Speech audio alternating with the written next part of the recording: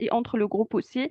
Donc, il y a aussi un groupe WhatsApp en parallèle en ce qui concerne les discussions hors les séances de formation. Donc, il y a possibilité d'intervenir durant la séance.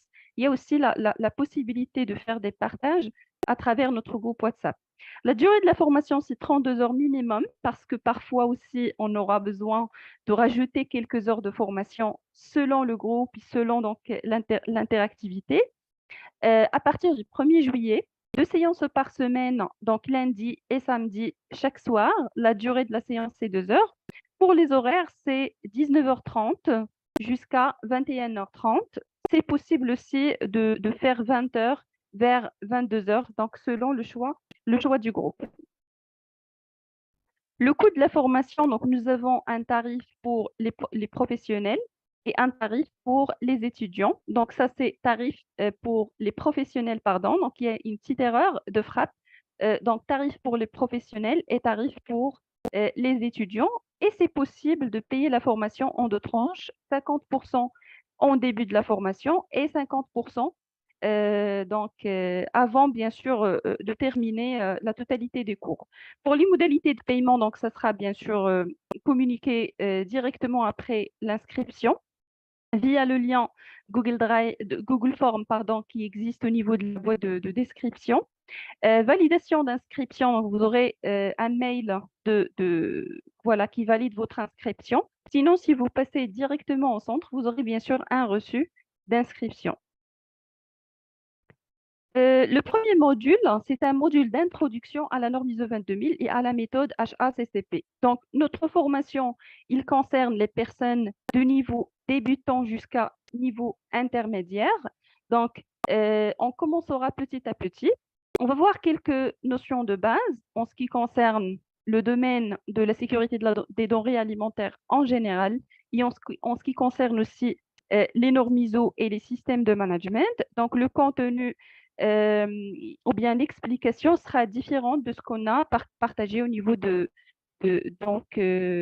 notre chaîne YouTube, bien sûr.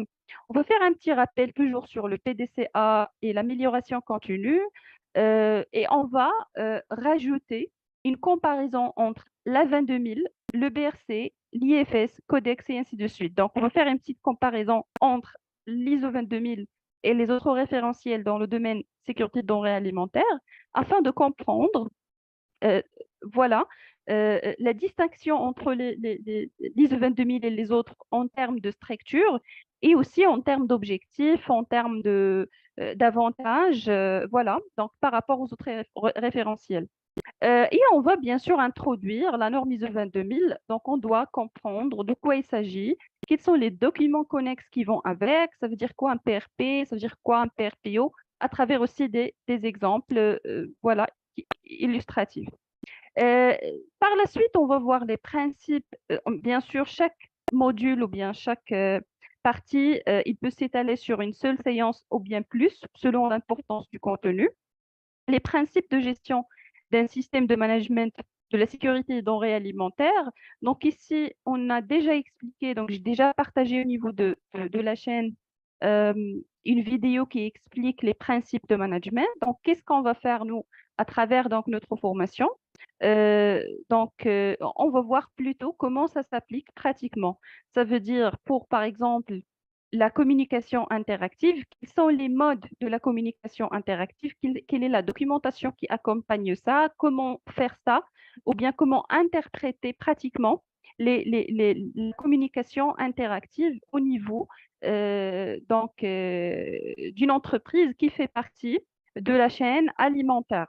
On va voir la communication interactive, le management du système, l'application des programmes prérequis et bien sûr, à travers les principes, le quatrième principe, application de l'achat CCP, on peut donc ouvrir, ou bien on va nous faire ouvrir vers la démarche de l'achat CCP. Donc, ce sera le module numéro 2, la méthode HACCP, étapes et exemples d'application. Donc, ici, on va bien sûr comprendre comment réaliser une démarche HACCP sur terrain ou bien pratiquement. Donc, il faut comprendre les principes de l'HACCP, les différentes notions, programme prérequis opérationnel, euh, points critiques de contrôle. On va voir les étapes ensemble. On va voir aussi